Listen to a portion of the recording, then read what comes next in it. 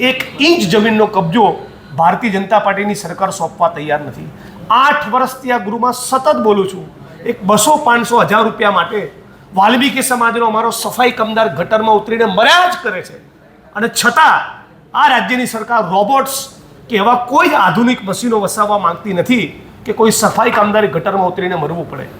વિધાનસભામાં આજે 17મા દિવસે ધારાસભ્ય જિગ્નેશ મેવાણી અને સરકારના જ મંત્રી મનીષા વકીલ છે તે સામે આવ્યા હતા, અને આંકડાના મામલે આ મંત્રી પોતે પણ હવે જવાબ આપવામાં ભરાયા હતા.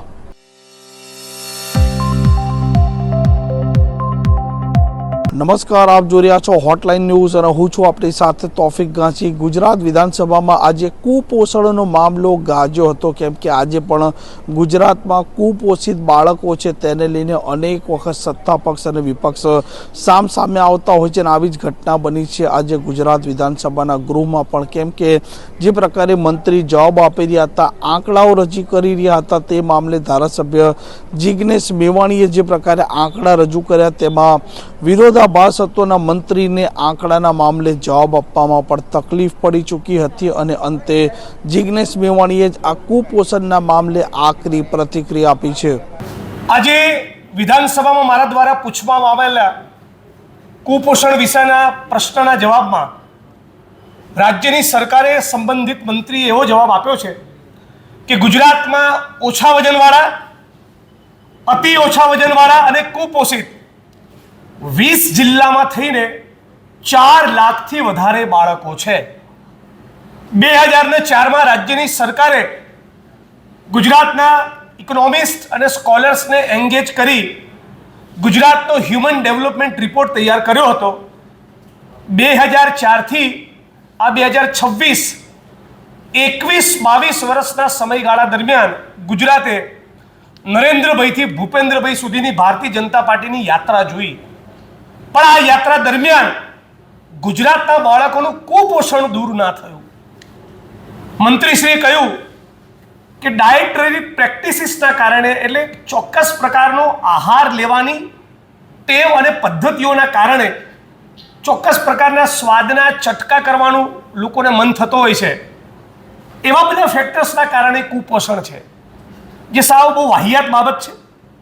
ગુજરાતની અંદર જે અસમાનતા પ્રવર્તે છે, ગુજરાતમાં આદિવાસી, ઓબીસી, દલિત, ડીએનટી જે ઐતિહાસિક રીતે જે સમાજનો વંચિત તબકો છે, એના બાળકો, હાંસિયામાં ધકાયેલા સમાજના બાળકો જ 90-95% કિસ્સામાં કુપોષિત જોવા મળે છે.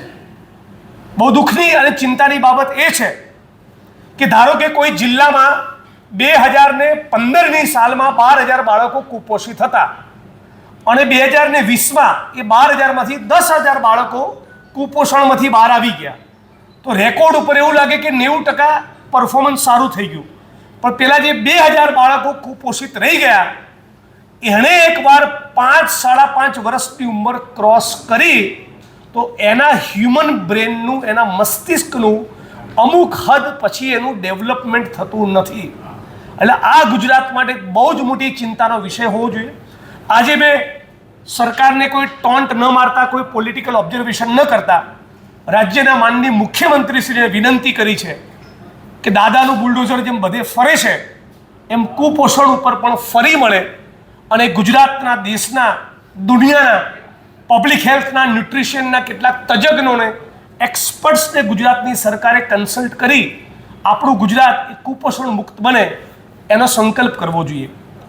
બીજું, આજે સમાજ કલ્યાણ વિભાગના બજેટમાં મેં મારા વિચારો રજૂ કર્યા.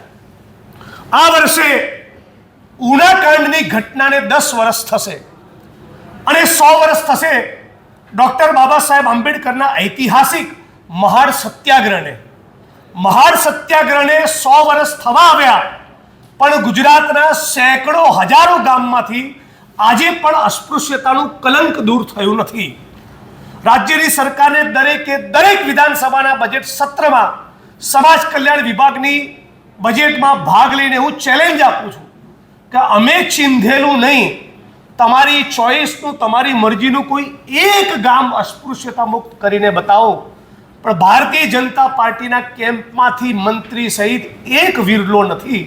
જે ગુજરાતમાંથી એક ગામને આભડછેટ અસ્પૃશ્યતા મુક્ત કરવા તૈયાર હોય. આ પ્રકારના સમાચાર માટે હોટલાઇન ન્યૂઝ ચેનલને લાઇક શેર અને સબસ્ક્રાઇબ કરવાનું ભૂલતા નહીં. નમસ્કાર.